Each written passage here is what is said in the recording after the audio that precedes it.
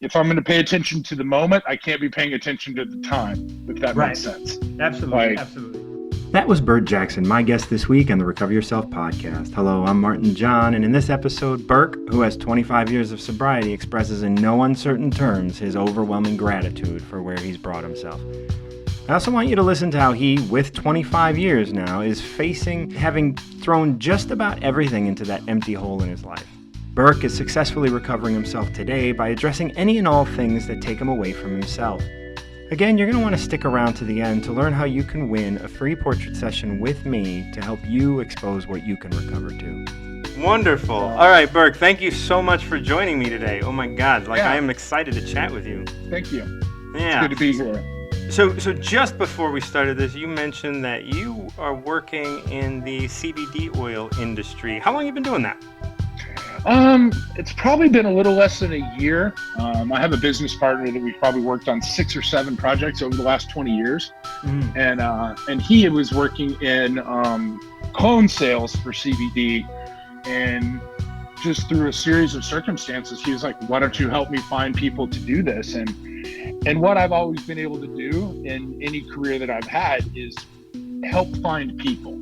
Like, I'm not necessarily, what I've come to terms with is, as I'm closing on middle age, is if you give me something to do, I'm really good at it. So he tasked me with basically finding buyers for products that we already have, finding sellers for products that we needed buyers for. It's essentially a commodities business is what I work in. Wow. So I want to move back into your recovery now. How much time do you have? On the 20th of October, I celebrated 25 years. 25 years. So that's a long time, man. That is a long time. I got sober at 23 years old, so. Yeah, I was 26 when I finally kicked, but it's always great to meet other folks that kick pretty young, because that's a whole experience, right? Absolutely, it's a whole other life experience. Right, especially for, I'm going to say us, right? I'm 44, like you mentioned earlier, you're pushing 50s, so, 70s, 80s, these are familiar to us. 90s are where we were kind of doing our thing. So, and how did you get sober? Was that, my guess is 12-step. That was kind of the only game in town back then? Yeah, well, so I first went to rehab when I was 17. In Dallas, Our stories are real similar. So. Yeah, I got put in a rehab organization called Straight Incorporated, and I spent 23 months in rehab and 29 months including aftercare, and I proceeded to stay sober for 3 years and 12 days. So my first sobriety date was February 15th of 1988. I ended up drinking again sometime in early, late February, early March of 2001. Which was interesting, and I spent another 3 years getting loaded. I proceeded to get arrested in 3 different states for 3 different drugs over 3 different years. So, I very quickly discerned that I couldn't do this with any sort of beauty or grace. Right. So, the last time I went to jail was October 19th of 1994, and I got out and I decided I wasn't going to drink the next day. I was picked up out of jail by a girl I was dating. I went to the grocery store. I bought a 6-pack in Newcastle. I had 2 of them and I went to bed. And I woke up the next morning and really decided, I was sitting in the jail cell that night before, and I just decided that if I continued doing what I was going to do, I was going to grow old in an 8x10 cell. There wasn't any kind of, all my delusions of being able to use and drink recreationally and effectively were gone. Man. My second arrest was actually much more significant. I was arrested in New Mexico for possession with intent as well as possession of stolen goods. And I ended up spending a couple weeks in jail, getting out. And frankly, I was really looking down the barrel of doing 7 to 15 years of federal time from that arrest. Yeah. And so, I was told I could, I ended up on probation. I was told I couldn't come back to the state of New Mexico for the extent of my probation. I moved to Texas and I went to school and I got off with probation. I didn't have to to do jail time, I went back to school and I got a job and I did all these other things. And I managed to present a case to the judge that was like, look, I'm going to be less productive in society if you lock me up than I am now. So, it took me getting sober again to stay out of prison, very candidly. Yeah. And I share that in meetings now, because if you were to see my life now, you would have no frame of reference for the person that I was. That is the resounding message of everybody that I talk to, right? Like nobody can look at us today and be like, oh, I can't believe, like people often say, I can't believe that you were here. I can't believe that you did that. Like people always look at me and be like, you were a hoodlum? And I was just like, yeah, I was a hoodlum. Oh yeah. Yeah, absolutely. I was a complete, during the first and second years of my relapse, my life was definitely a much bigger shit show. By the time I got arrested the second time and realized I had to clean up my act, I started in school and I had a job. I had all the same things that I had after I got sober, but I realized that if I wasn't willing to change everything about my life, even when I was still using, I was going to end up back in jail. Like they weren't going to look at me a fourth time being in jail and be like, oh, we're going to let you out again. We know that you've already been to jail 3 times. After that third time, I really realized that was the breaking point. It was the crux by which I had to surrender, and I got off on that case. I'm sure I paid a fine. If you were to tell me about that first year, I don't even remember. No. 25 in the moment it matters. Afterwards, you're just done, right? Like you don't need that. Yeah. No, you don't need to think. Yeah, I started going back to meetings. I ingratiated myself with Alcoholics Anonymous in Dallas, Texas. I found a couple really good friends. And what I say is I had to learn to grow up in Alcoholics Anonymous. We hear that a lot in meetings still. I listen to people. I was in a meeting this morning and people were talking about like learning how to be a parent or learning how to go to work, learning how to do all those things. And that was really the case for me. Yeah. Like, I'd had jobs. I remember I was waiting tables probably a year and a half into my second round of using. And I was waiting tables at this beautiful hotel early in the morning. I wasn't waiting, excuse me. I was bussing tables. And I remember being called into the office thinking I was going to get a promotion and getting fired. Mm. And, we used to smoke pot back on the back, on the loading dock and this and that. And my best instincts thought that I was getting a promotion and yet I was getting fired. And that was the story of my life. Like I thought I had my shit together. I thought I had things going for me. And what was really happening is they were continuing to fall apart around me. And I just had no frame of reference for it. That's an interesting story, because this is all about thinking clearly. This is one of the things that I talk about a lot. Is like when did you realize, using today as a baseline, when did you realize that you are thinking clearly, or that you're in a space? I mean, that's obviously like that experience obviously tells you that you're not. How do you know today you are, or when did that start? I read, you sent over the questions and I really appreciated them. And I started thinking about that. And I think it's been entirely, so, I reference AA a lot, but, in the spiritual experience back in Appendix 2, it talks about the spiritual experience of the educational variety. And again, I don't harp on AA as the only way to do it. It's worked for me. But what I've had is a spiritual way, or a realization that was essentially of the educational variety. Like what would happen for me is that I would live my life and I would seek somebody's experience, be like, well, like when I had my daughter was born when I had 7 years of sobriety, and I had no frame of reference on what it was to be a father. Like my dad left when I was 2. My mom was a manic depressive bipolar alcoholic. So I had no frame of reference on what it meant to be a parent. And what I did is I sought the experience of others. I sought the advice and I sought the guidance of other people who'd been through that. And what happened is I realized that when I did something different, that's when I began to think clearly. But if I had 5 years, probably 5 years, I would tell you, yeah, I got my act together. Like I'm dialed in, like things are great. And I look back at 10 years, I was like, I was a fucking basket case at 5 years. Absolutely. And I did the same thing at 10 years. Like I looked back at the first 10 and was like, I did the best I could with what I had. Oprah makes this great quote, and it's like, we do the best with what we have. And when we know better, we do better. Right. And my experience in doing better had to come from the idea that I had to seek outside counsel, whether it was through a therapist, whether it was through a marriage counselor. I'm divorced from my ex-wife now, and we've been through counseling, and I've had to have people walk me through that. So it's really been this learning experience of when I can do something different, things change. And as a result of things changing, my life gets different. I wouldn't say that I refer to them as a spiritual experience. We can call them a life experience. We can call them whatever the hell we want. It really doesn't matter. Something happened. Yeah, something changed. I tried something different, and I began to think differently about it. And what my recovery has been about is this idea that, something like they used to tell me early on, when you came into AA, things got better, and then they got worse, and then they got different.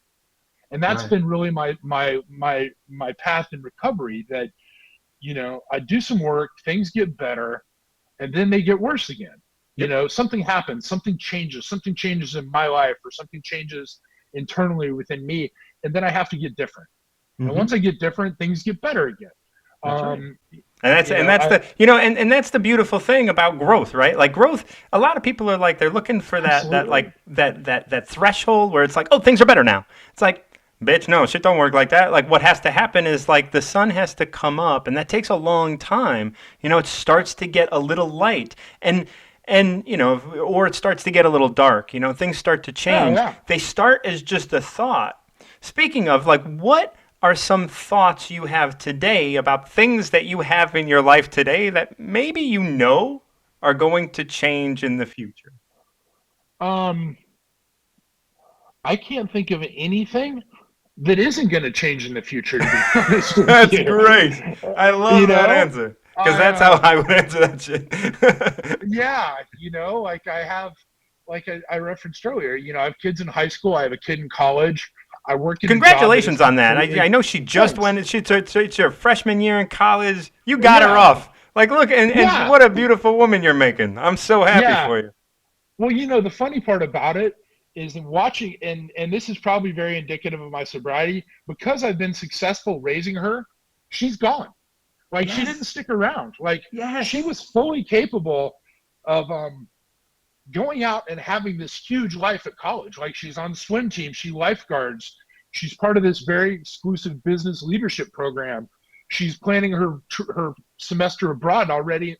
She's 2 months into freshman year, and she's already looking at her plan to go abroad, to go to France to study international business. And I'm just like, how coming? This is obviously a really emotional thing for me. I'm emotional as well. How have I, as an alcoholic addict, sufferer of child trauma and all the things that I went through, raise a child that is inherently successful? Like, she has no doubt in her life that she's going to be okay. And that was not my story. I came into Alcoholics Anonymous. I got into recovery as a scared, broken child with no frame of reference on how my life was going to work. And I look at her, and she's like, she had multiple colleges to choose from. I barely graduated high school. I graduated high school when I was we're in the thing again. And I look at her, and I look at my other kids, and they have struggles, but they have this life that is full of this belief that life is good. Yes. And I had to learn that in recovery. So when you ask me what's going to change, I can't think of anything that I can be attached to anymore in my life and this is in a good way. This isn't in a negative sense, but I get it. I look at everything and I'm like, it doesn't serve me to be attached to any of it anymore. Like, I step back and I'm like, I think about every day. I'm like, how am I going to make money in this business? And, and I wake up thinking, okay, well, what am I going to do next? And I have the full belief that something is going to change again. I'm not even attached to my time anymore, because what I've figured out in my recovery is that I'm attached to the quality of life that I've been given. And not that my life is all, rainbows and unicorns by any stretch of the imagination. But if I didn't have a life worth living, I wouldn't stay in recovery. And I say that because what it drives me to do is to continue to push the envelope, so to speak, of my own recovery and the recovery that I've tried to build with the people in my life so that I have a life worth living. I went to a meeting yesterday morning, and I was having an incredibly challenging time. And I've been suffering from a tremendous amount of anxiety. Like, I have just this, like, I wake up at 5 o'clock in the morning and I'm just anxious, and I wake up and it's just this ongoing thing for me. But so I shared about it yesterday morning, and I also shared about the shame that comes with it, of not wanting to tell people that I'm feeling a ton of anxiety. And I shared probably the last 10 minutes, 15 minutes of the meeting, and people after me proceeded to be really honest and vulnerable. I even had this woman with like 29 years of recovery come and sit next to me in the meeting yesterday and remind me to breathe. And she told me that I didn't have to sit there and be alone, and that's been the gift. God, it's funny, the longer I stay sober, the more emotional I am.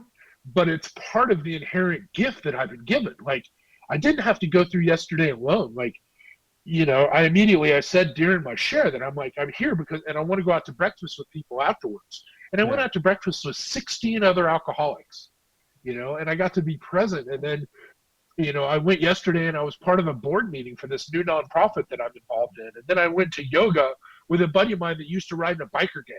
It's got like 12 or 14 years now, and he's covered in prison tattoos and still rides a Harley. And he's super, like, if you were to meet him on the street, you'd be like, you cross the street to see this dude.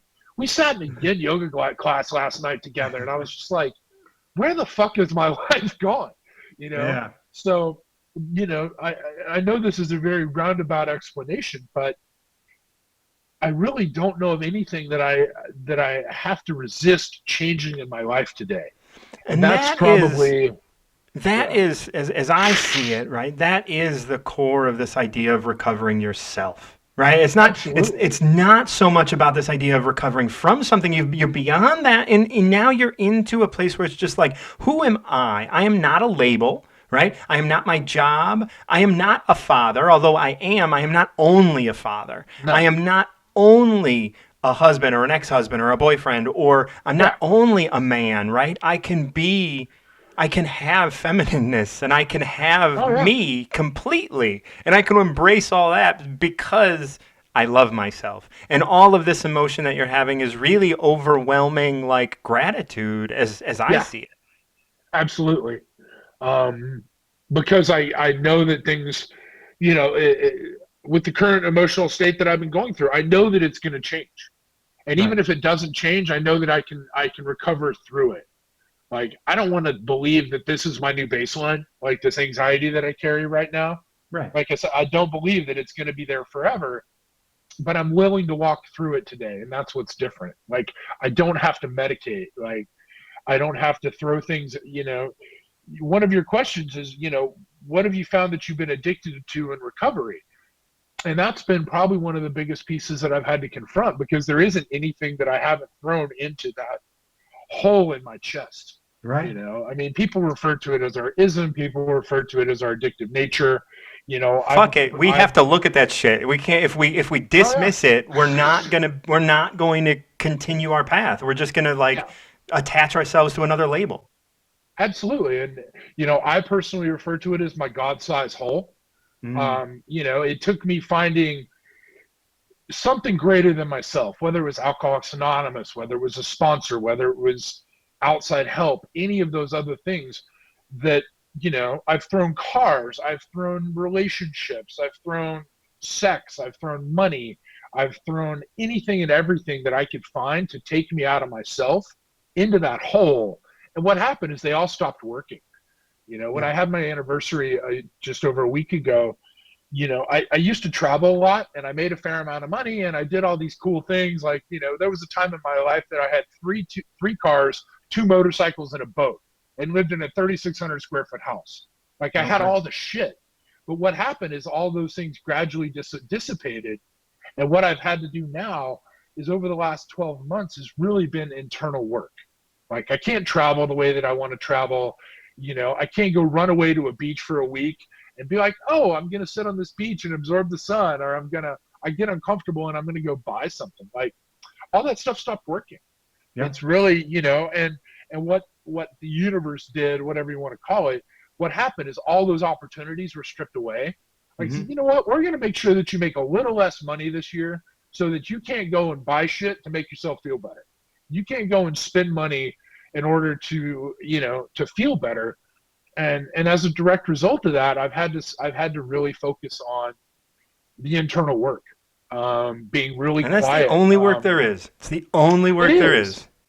And I would say, had you asked me at 15 years what that looked like, I would have told you something completely different. Absolutely. Had you asked me at 20 years, I one of the things that I share in my recovery is that the day I, 5 days after my 20th anniversary, I ended up in a psych unit. I ended up having a lot of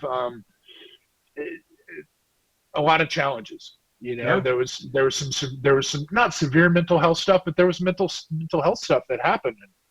And looking back, like, I had no frame of reference for it. Like, I couldn't have even done step work around it or therapy work around it with 19 years of recovery because I just simply wasn't able.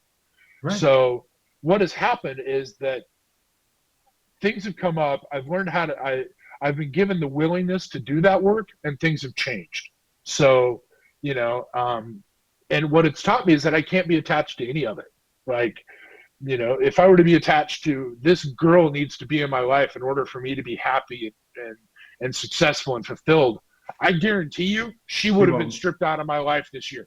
Like, that's just absolutely. It like, it's just the way it goes. You can't, like, nothing needs, you can't need anything, because the moment you need something, it is going to get taken away too sweet, and especially right when you need it the most. It's just like, no, you were born with everything you need. Now deal with this, right? And it's great absolutely. to be reminded of that. Oh, I'm reminded constantly lately. As I said, it's really had to be this. God, I can't think of a better term other than inside job. I had times, it was probably 3 or 4 months ago it started, and I was waking up every morning just full of something. Like, something was eating my lunch when I was waking up every morning.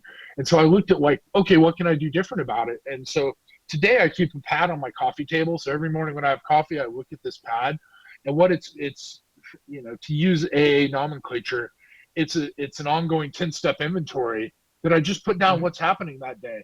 And what it does is, I've been taught that it gives me a sense of reprieve to go on about my day without that same chaos living with me. It's like what I shared yesterday in a meeting.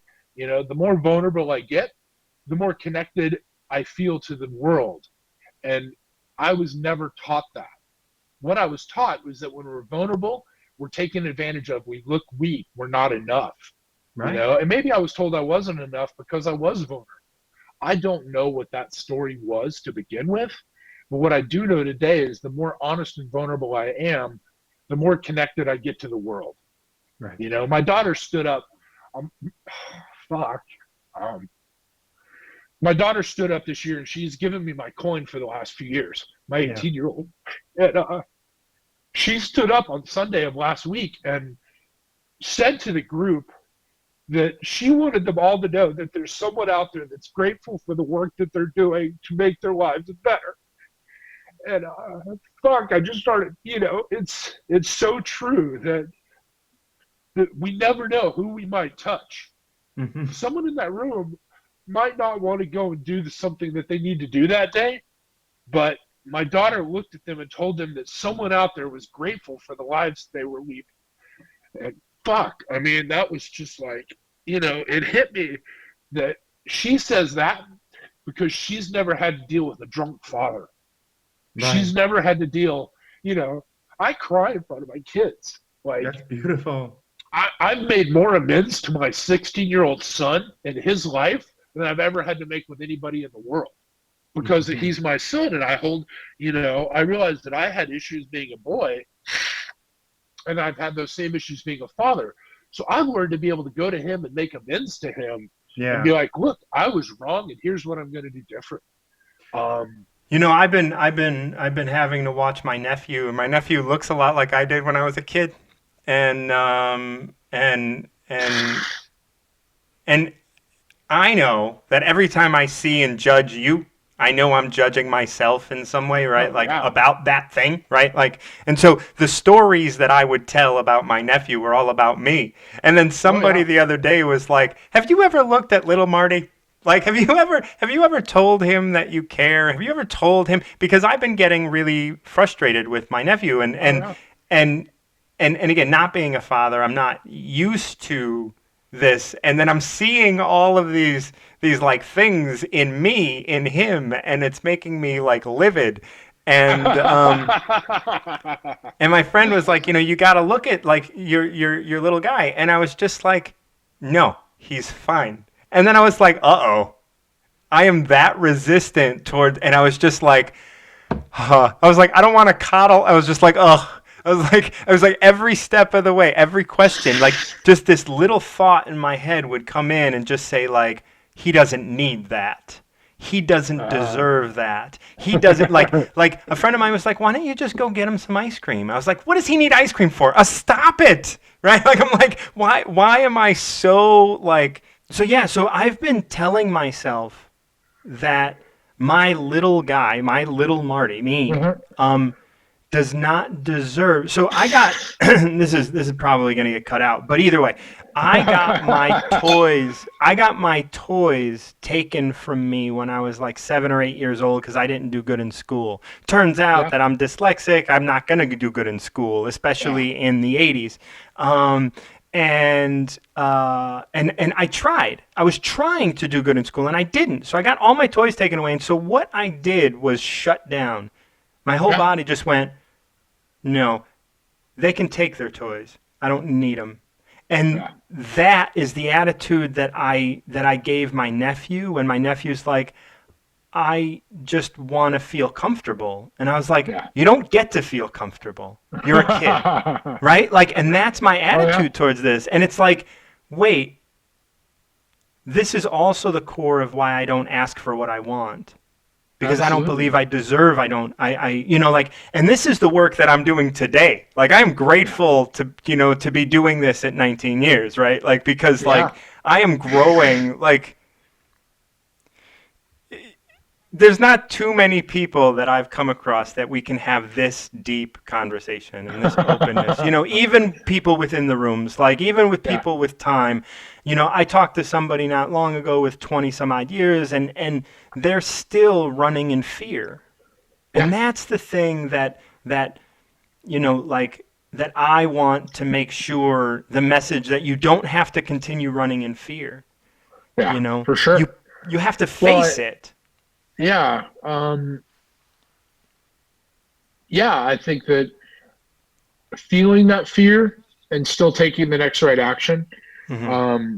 And again, I use that term, I use that phrase very loosely because I don't want to instill in people that I believe that Alcoholics Anonymous is the only way to change your life. I don't. I think that there's many ways out there as are people. And it Um, should be said, but I haven't been to a meeting steady in close to 15 years. yeah, and I go to the same meeting 4 to 6 times a week. So I go to a morning meeting, but my need for recovery is consistency. Like I Right. have to have the same. I can't go to one meeting a week and see different people all the time and find any sense of connection. That's been my recovery. Right. But no, I think that honestly feeling that fear, being like, look, I'm really afraid that this is going to happen, but it doesn't change my actions. I still take the action that I've been taught to take, no matter how I feel about it. And you know, and Hmm. Bill refers in the Big Book to the fact that faith without works is dead. And whether we want to call it faith, whether we want to call it belief in the universe, whether we want to call it karma, I don't really care. But what I had to do was that I had to be willing to do the work for things to change. Like Right. I was having a conversation a couple of days ago. Someone was saying that our perception has to change, and then our action changes, and then our emotions change. And within there, the action part has been really key for me. Changing my actions in order to change the outcome of my life, no matter how I felt about it. Like I woke up this morning and my daughter came crashing in at 8 o'clock this morning, being like, "Can you take me to work?" And I have a routine between 8 o'clock and 9 o'clock because I always leave at 9 o'clock to go to my meeting. So I have this kind of routine. Like I get on a call with my business partner. I feed the foster bunnies that I have. I have 2 foster bunnies in addition to my daughter's bunny. And you can see this is my whole apartment. I live in 575 square feet in the studio, and I have foster rabbits. So I get up and I feed them, and I feed my daughter's bunny that now lives with me. But we were able to, I was able to change my routine to go and be of service to her. And while that sounds like what any parent would do, there's people out there who'd be like, well, tough shit. You slept in, figure it out. But that would be my response at this point. Yeah, and that's completely normal. But what I've been taught is I have to change my actions in order to change my life. Yeah. Like I couldn't sit around and be like, I can't sit on the sofa here all day and watch Netflix and expect somebody to come to me with a business deal. Right. Like no one's going to come knocking on my door offering to pay me money for something. Like, there's a reason I do the things that I do on a daily basis. There's a reason for my own recovery. I go to a meeting 5 or 6 times a week. I go to the gym 3 days a week. Yeah. I make food for my kids on a regular basis. My daughter stuck her head in last night and I had leftover mac and cheese. I went to the store after yoga. I'm like, and I really wanted to eat it. Like it was what I was planning on eating. Yeah. And she sticks her head in. I'm like, oh, do you want some mac and cheese? She's like, sure. And walks out with my food. And I'm like, okay, that's being of service. That is being of service. And it may sound, that in and of itself is an isolated incident, may not sound like a big deal. But when we live our lives in a way that we ask how we can be of service, things change. Yes. Like there's guys in recovery, that I may not want to spend my time talking to, but I do it because someone did it for me. And that's how I changed to become something different. I was taught early on, I had this sponsor when I lived in Southern California. And all we ever talked about, well, not all we ever talked about, but a lot of what we talked about was the idea of doing something different every day. If I'm willing to do something different every day, within the course of a year, I'm an entirely new human being. And it may be something small, and it may not be every day. But, I had another sponsor. I remember I was sitting across the breakfast table one Sunday morning from him, and I'm sure I was complaining about being a dad. And he looks at me and he's like, you know what? I don't give a fuck about how you feel. What I care about is what you do. And I was like, you're a dick.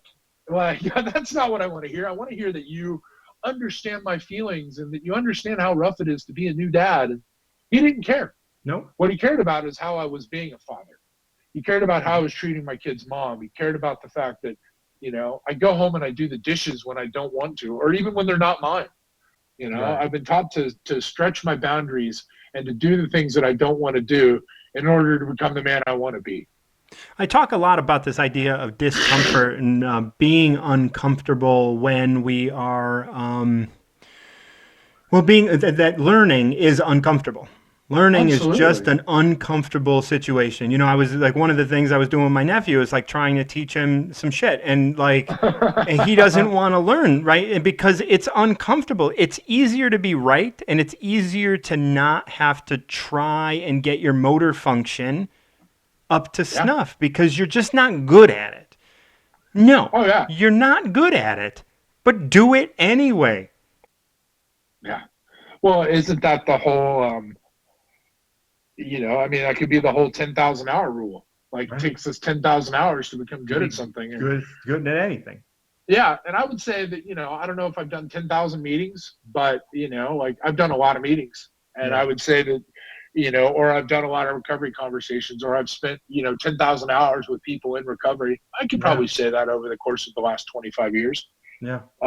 Living with people in recovery and this, that, and the other. But, exactly what you're saying. We have to stretch and be, I have to be uncomfortable to get comfortable, I guess. That's right. It's not about not about being uncomfortable for the sake of being uncomfortable. It's about being uncomfortable to see who you are and what you can do and who you can be.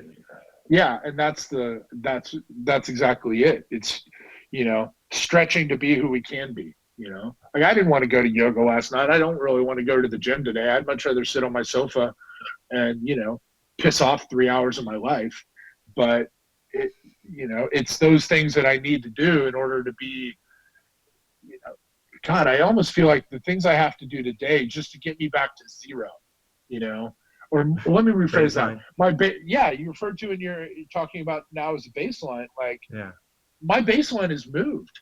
My threshold for pain is dramatically less. Yeah. And I'm like, I don't have to burn my life to the ground today. I don't have to piss off my ex-wife and alienate my kids in order for my life to be shit anymore. I just have to feel like I'm a little not connected and I want to change. Like, they say often, that the older we get and the more we're in recovery, the road narrows, and I guess today I'm just, A, the road's gotten narrower, but B, I'm a hell of a lot more sensitive of dragging my face along the guardrail, screaming in agony. Like, I'm like, that really doesn't work for me anymore.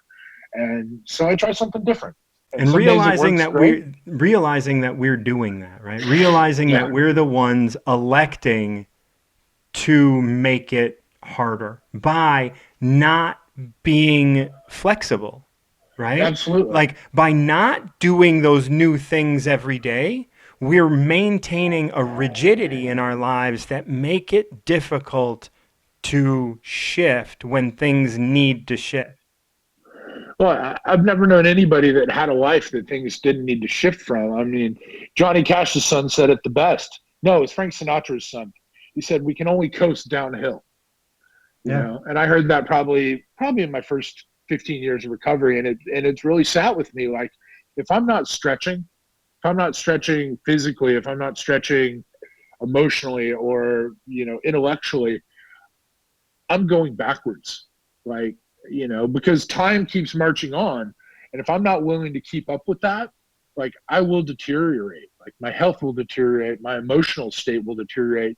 Even my mental state will deteriorate. Yeah. I used to joke that I just want right? Yeah. Well, I used to joke that I just want to live on an island by myself. And, I always told my kids, I was like, all I need is an island. Like, you guys need to make enough money to buy me an island so I can grow old on.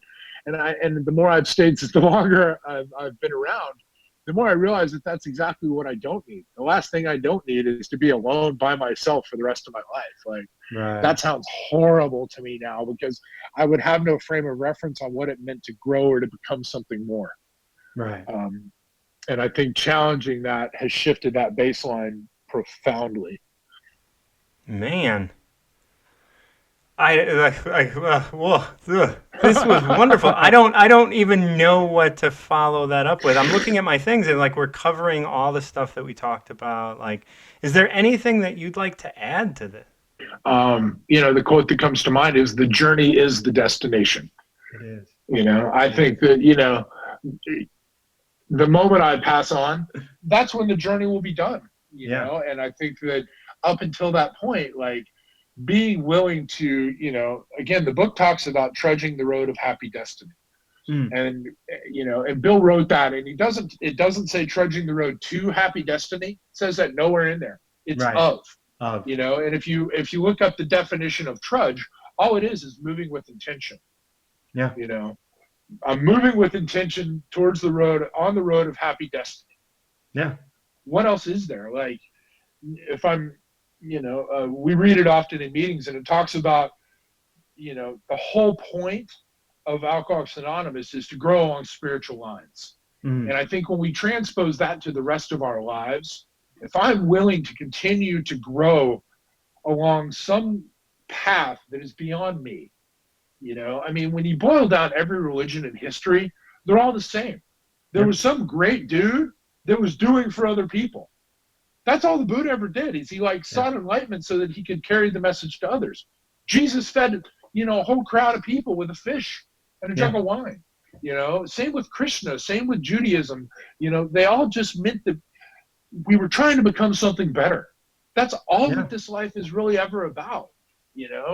And money makes that more fun. Sex makes that more fun. Relationships makes that more fun. Cars can make that more fun. But when all that is stripped away, can we look at ourselves in the mirror? Yeah. Right. Can we? When we try to recover to that pure self, when all of that is stripped away, can we say that we're living a life worth living? Right. Can I look at my day today and be like, today was worth living? Did I do something today that made myself or the people around me or the world around me a better place. And if I can say that, I've won. I have won the life fucking lottery with that. That's right. There is and it starts and ends with you every time. Starts and ends with you, and when we can envelop that, and when we can live that, that's when we're truly recovering towards something. When we're truly recovering, we're not, like, our past is there and it's great and it's brought us here, but we're moving towards something. We're trudging. Yeah, my past is unless I were to talk to you about yesterday, everything else behind that is largely irrelevant. That's right. Because it today is what I have. Today is what I woke up with. Today is the opportunity that I have to go and try something new, try something different. I mean, no matter how small it may be, am I making the world a better place to live in, or am I not? It's pretty much as simple as that for me. And with that, we'll keep coming back. Thank you so much, man. Thank you for your time and your wisdom and everything, and also just being so vulnerable with me. So I really appreciate that. Yeah, it's a hard lesson for me right now with vulnerability. I'm realizing that I still have a lot of old stories around me. Yeah. I shared a lot of that yesterday. That I have all these old stories of armoring up. Like I armored up in early recovery. I'm most of my body's, a big chunk of my body's tattooed, and I work out with a powerlifting team, and I do all these things in order to create what it used to do is created this barrier between me and other people. Yeah. And as the longer I've stayed sober, the more that barrier has had to be taken down in order for me to continue to stay sober. And so I have to learn that, that vulnerability is just as much a part of my story today as my alcoholism is. Mm-hmm. Because, somewhere along the lines in my early stages of my life, it was stripped away. I was told not to be that, or I was taught that wasn't okay.